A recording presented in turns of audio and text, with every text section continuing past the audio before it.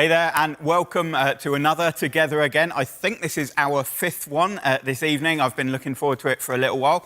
My name's Richard. I work for Carey Baptist Church, the church that's putting on this event. We've got a bigger lineup than normal. We've got Kezia Tomsett coming and singing some songs for us again, which I'm looking forward to hearing. But we've also got Colin and Bethany, who will introduce themselves later, and they'll be talking a little bit about their lives and a little bit about how God has been at work in their lives. So I'm really looking forward to tonight. I think it's going to be a great one, as these always are. I really enjoy them. I think it will be great for hearing good music, and it will be great for hearing a little bit about how God is at work in people's lives. So right now I'm going to invite Kezia on. Thanks very much. Kezia is going to start off by singing a song called In the Name of Love. Now, if you're old like me, then you'll think this is one song, but it's not actually that song. Our young and hip and happening musician, Kezia, is going to play for us. Thanks, Kez. Thanks, Rich.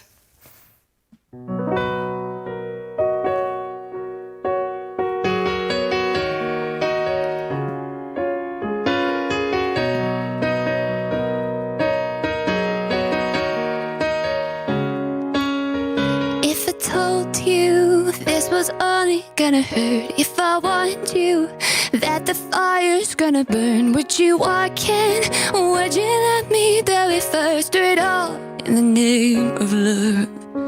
Would you let me lead you even when you're blind? In the darkness, in the middle of the night, in the silence, when there's no one by your side, would you call in the name of love?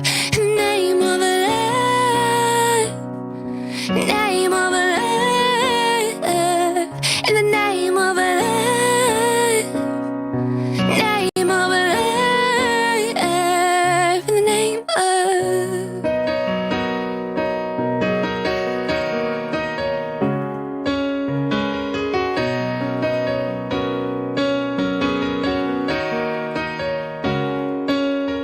If I told you we could bathe in all the lights, would you rise up? Come and meet me in the sky. Would you trust me when you're jumping from the heights? Would you fall in the name of love? When there's madness, when there's poison in your head, when the sadness leaves you broken in the bed, I will hold you in the depths of your despair. And it's all in the name of love. In the name of love. Name of love. Name of love,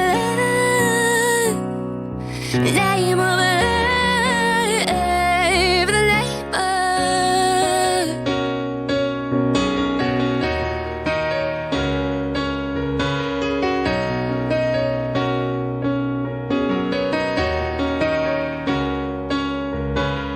I want to testify, screaming the holy light. You bring me back to life, and it's all testify, screaming the holy light. You bring me back to life, and it's all in the name of love, in the name of love, name of love, in the name of love, name of love.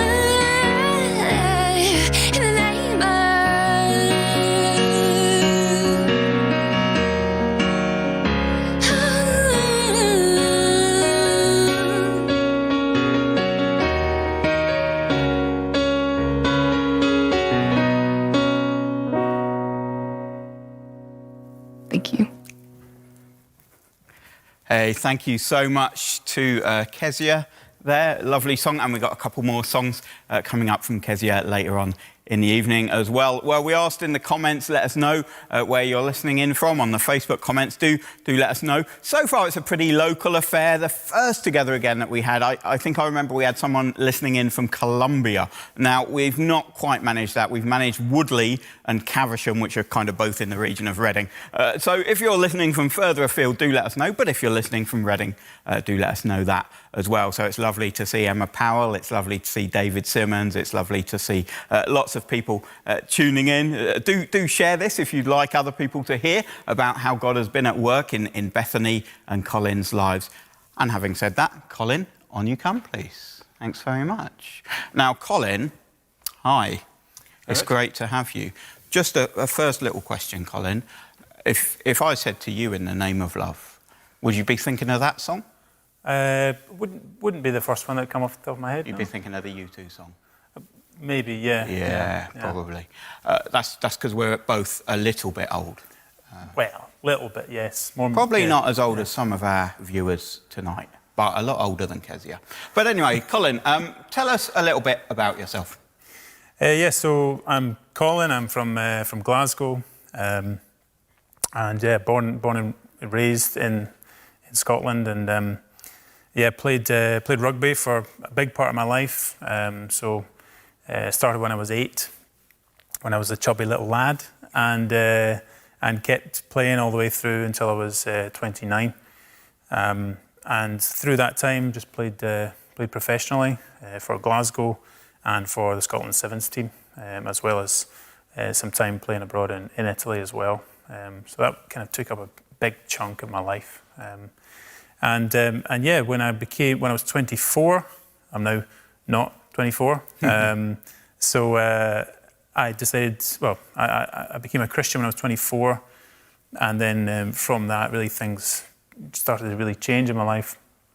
And then eventually, here we are. I'm now a ministry trainee at Carey Baptist Church. So, yeah. And come the end of this summer, you're actually moving on to be a minister and assistant pastor. That's right. Not that far from here, in a place called Long Crendon. Yeah, I'll be assistant pastor at Long Crendon as of the 1st of September this year. That's awesome. So you mentioned about becoming a Christian at 24. I think I'm right in thinking that you did grow up going to church. Is that right? Yeah, that's right. I grew up in a local parish, if you like, local Church of Scotland, and would have just gone to like Boys Brigade as it was. So it was more of a social club than anything else, just kind of being a youth club, hanging out with the guys, playing football and things like that. And so none of it was really anything to do with a relationship with Jesus. It was more about just being good and, having friends and things like that, being together with other people. And so, really, I was never really considered myself a Christian at that point, even though going along to church and doing all those sort of things. Okay, and you've used that interesting expression, having a personal relationship with Jesus, and you've talked about becoming a Christian at 24. So, tell us a little bit about how that happened. I suppose that the gap between being like a young kid growing up in a local church and then becoming a Christian, that was filled, I suppose, by left my home when I was 18, went to university in Stirling, in Scotland, and then I'm sure I heard the gospel there. I had Christian friends there, but I didn't really care. It just seemed like out of touch, to be honest, at the time. Not relevant to me, didn't really need it, felt like I was a good enough person. And then for my whole life, really, I was pursuing success as much as I could. So, and that, for me, that was rugby, and trying to be the best rugby player that I possibly could be. And then, developed into that, played professionally, played for my nation, for my country, and was very happy with that, and yet wasn't content, didn't have any sense of contentment. And then I thought, if that's not the answer, then it must be a relationship, trying to find contentment in a relationship. And I found that was complete. It was like chasing after the wind, couldn't really find contentment in that either. And so I started asking the question, well, where do you find contentment, really? And so I was a bit lost. And it was at that point when I was dating a girl in the US, and we had a very long distance relationship. And I went to church with her cousin, and heard a message. The preacher was talking about how we try in every phase of our life, try and find that peace, try and find that contentment, but we never do. Whether that's the job, whether that's the family, whether that's the wife, the house, the car, the career, whatever. Every stage of life offers something, and yet it doesn't really fulfill. But the only way that we'll ever have that contentment and sense of peace is coming to know that actually we're not good people, we've done a lot of wrong and we're sinful people, and we need to be reconciled to Jesus, and he will give us peace. And I think that really changed my life. When I was 24, that dramatically changed my life. In that church service, that really struck me, and I thought that's me. And so, when I was 24, just turned to the Lord, turned away from my past and turned toward Jesus. And then at the time I was playing rugby in Italy, and so I thought, well, it'll be, it might be hard to find a church, and it was very, very hard to find a church in Italy, because obviously it's a Roman Catholic country. Not very many biblical churches, people who would have a personal faith with Jesus.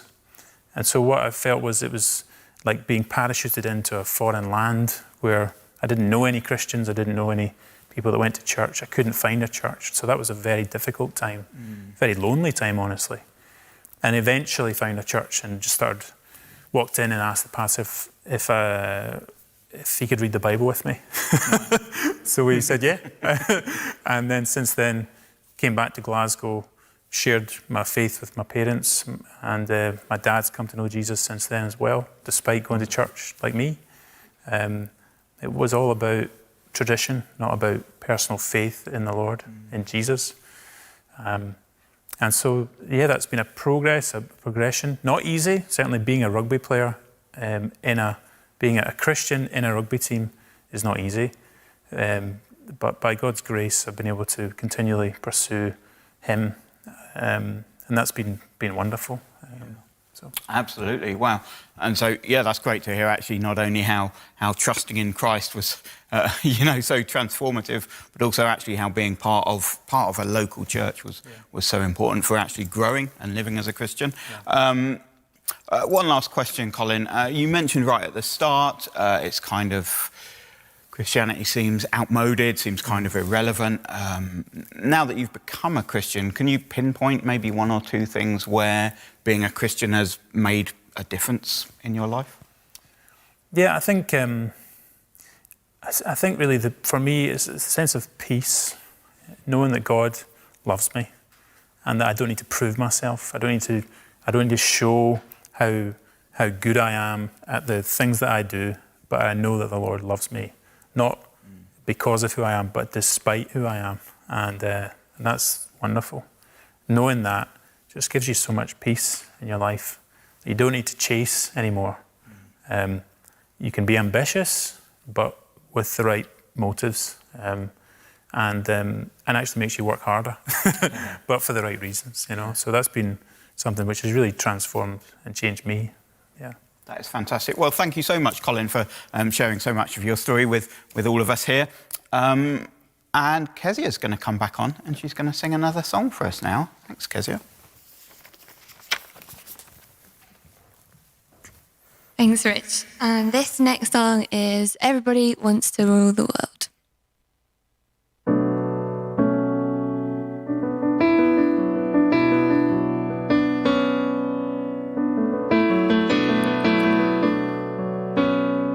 Welcome to my life. There's no turning back. Even when we're seen, we will fight you acting on your best behavior. Turn your back on Mother Nature. Everybody wants to rule the world.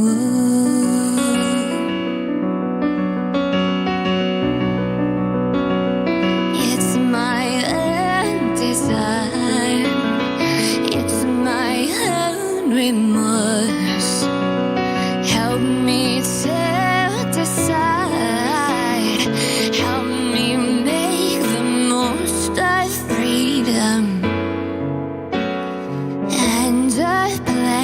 vision. Nothing ever lasts forever. There's a room where the light won't find you. Holding hands while the walls come tumbling down. When they do, I'll be right behind you. So glad we've almost made it.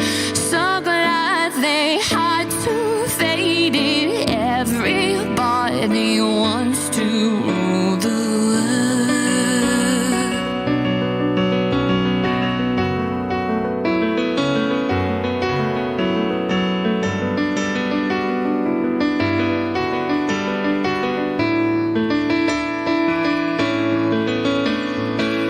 I can't stand this indecision.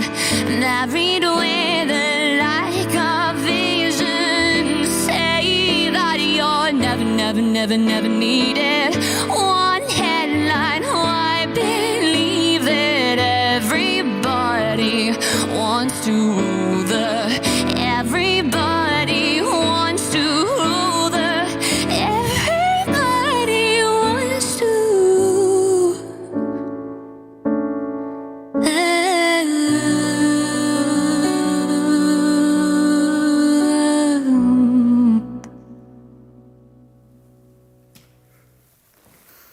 Awesome. Thank you so much, Kezia. Again, now we've got our second guest coming on this evening. You might recognise her if you watched the first couple of Together Again. This is Bethany. Hi, Bethany. Hello, You played music for us in the first two Together Again events Yep. back in the day, back in those early days of lockdown when we thought it'd all be over within a month or so. And you're actually going to be playing and singing for us again this evening on the final song, aren't you? Yeah. Out of shot, Yeah. but it will be you. We'll be able to hear you a little bit on the guitar and vocals as well, so that'll be lovely. Well, Bethany, why don't we start off with you telling the people a bit about yourself? Sure, so as Richard said, my name's Bethany. I grew up in a city called St Albans in Hertfordshire. I have 4 younger siblings, so I'm the eldest of 5 kids. And my parents took me to church since I was born. And I guess belief in God was always a part of family life. I came to Reading in 2016 to study primary education at the university, so to train to be a teacher. And then after graduating last year, I decided to take a little break before my NQT year and work here at Carey Baptist Church, just like Colin, as a ministry trainee. So at the moment, I do a lot of work with the young people and families, providing online material for them throughout lockdown. So that's me for the moment. And it is really good. She says taking a break, but she does work very hard for Carey, providing those kind of things both in and out of lockdown times and pointing children and young people in particular to Jesus and getting the opportunity to do that for all of us tonight as well. I should just mention before I ask you your next question, Bethany, I did ask people to let us know where they were tuning in from. So we've got slightly further afield. Well done, guys. Well done to Ben, listening in from West Sussex, and to Sue from France. So I reckon Sue might be our winner tonight, unless we do get anybody from Tasmania or somewhere like that. But anyway, Bethany, why don't you tell us, so you grew up actually going to church with your family. Can you tell us all a bit about a time maybe when God particularly became real in your life? Sure. So growing up in a family where we read the Bible, I think I'd say I'd always believed in God. There was never a time where I didn't believe in a higher being. But I think there really is a difference between knowing something or someone exists and kind of accepting that personally. So I remember growing up in church, I kind of would look around and see all these people praising God and being really thankful for this relationship with Jesus and the gospel. And I didn't really understand why, and it felt very, very distant for me. And I felt quite bad for not being grateful or really understanding this relationship that God offers. And yeah, to be honest, I felt quite like an outsider really as a kind of a younger teenager. But I remember being on a summer camp one year. I was about 15, and I heard a talk from the book of Romans in the Bible. And the talk focused on one particular verse that said, "I am not ashamed of the gospel, because it's the power of God for the salvation of all who believe." Now, Christians believe that God speaks through the Bible, so that is how God speaks to us and communicates and reveals himself to us. And this talk from Romans, I think for me it was the first time I really felt God speak to me, that actually this gospel, this good news of Jesus really was the power of him, and it had the power to save me. And I think, I really realised God didn't want me comparing myself to other people at church. He didn't want me feeling bad about that. He just wanted me to come to him, acknowledging that I needed him, and asking him into my life personally. So I'd say that summer was a time where I really knew God. And this relationship, accepting Jesus as my saviour, I think that is knowing the real, true God, not just a distant, higher being, but as Colin touched on, someone I can really have a relationship with. And I think since that summer, I came away with just a new hunger to hear from God in his word, the Bible, and to know him more. I think I was really excited to kind of get to know him more, yeah. That is really awesome. In a somewhat similar way, when I was 17 or so, I remember going along and seeing people worshipping, praising God, and me thinking, I believe in God, but I'm not that into it. But then actually, you mentioned about the gospel and maybe not understanding the gospel, but it's when you understand that the gospel means that good news that Christ has gone to such lengths to bring us back to God so that we're in a right relationship with him as our Father, then actually we begin to get excited about it. You've spoken a little bit about becoming a Christian, I guess, as a teen. I mean, teenage years can be quite insecure times. Kind of, what was your experience? Maybe both before and after becoming a Christian. Sure. So, I guess secondary school, for everyone, it's the time of lots of hormones and worrying about friendships. I think for me, fitting in was a huge deal. I would be terrified to kind of associate myself with any type of faith, in fear that people would just think I'm a complete weirdo. And I think, I had kind of really lacked confidence in myself. So I think through that would latch on to friendships. I cared a lot about what people thought of me. And talking about God and faith seemed very, very scary, I think. And I guess kind of really coming to know Jesus and having a confidence in that, it was quite scary, to kind of talk about that before. And I guess after I became a Christian, so there was a time where life was quite crazy and hectic. I had a brilliant group of friends at school, but I guess around 17, 18 years old, I was due to be baptised that year. I was doing my A-levels. I had a pretty rocky upbringing. My dad had various health issues, so my dad was actually in hospital that year. And I think I just was so anxious. I remember kind of sitting on my bed. It was the day before I was going to be baptised. Dad was in hospital, middle of exams, just riddled with anxiety. I was a Christian, but the future was so uncertain. Life was stressful. And I remember sitting on my bed feeling so overwhelmed with life and everything. And I was asking God, why is this all happening? And I remember reading a card that one of my friends had written me with the verse. It's a verse from John's Gospel, so an eyewitness account of Jesus' life. And it says, Jesus' words, Jesus says, "In this world you may have trouble, but take heart, I have overcome the world." And I think at that moment, those truths gave me the perspective I needed. God was reminding me that in the grand scheme of forever eternity, he has sorted that out for me, that my problems now are hard, but in the grand scheme of life, he has sorted it. And there are things in this life that I won't know the answers to, and that is okay. I think just right then I knew God wanted me to trust him, and with everything that I was carrying. And he provided friends that were amazingly supportive.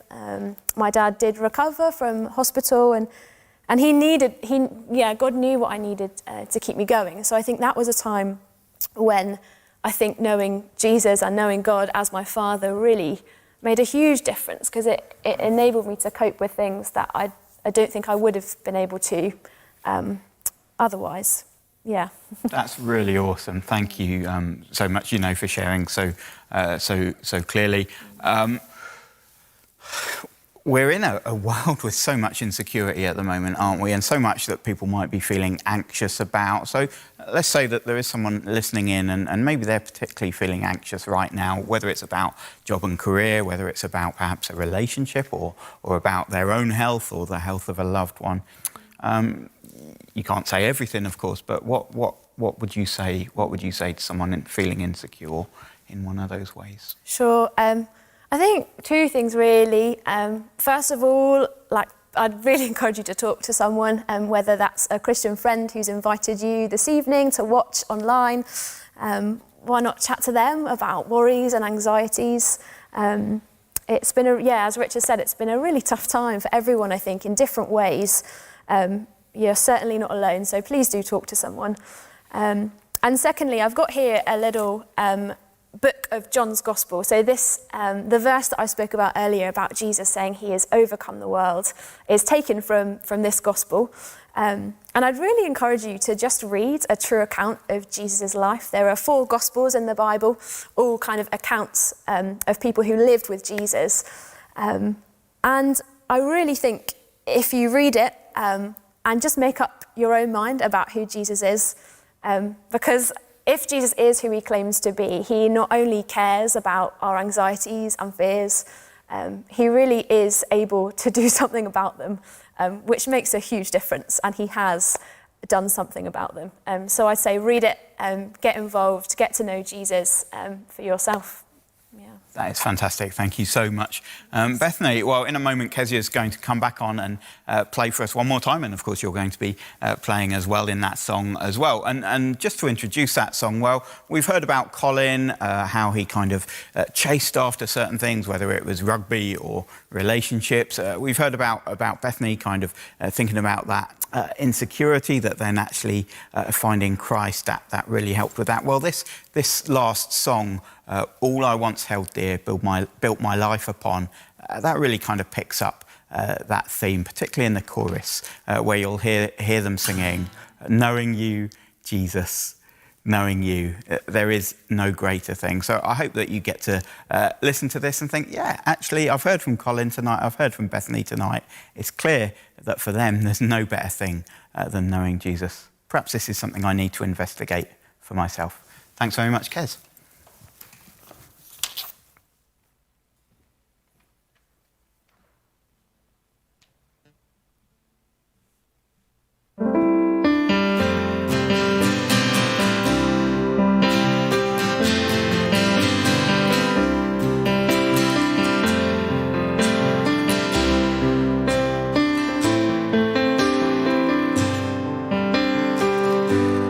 All I once had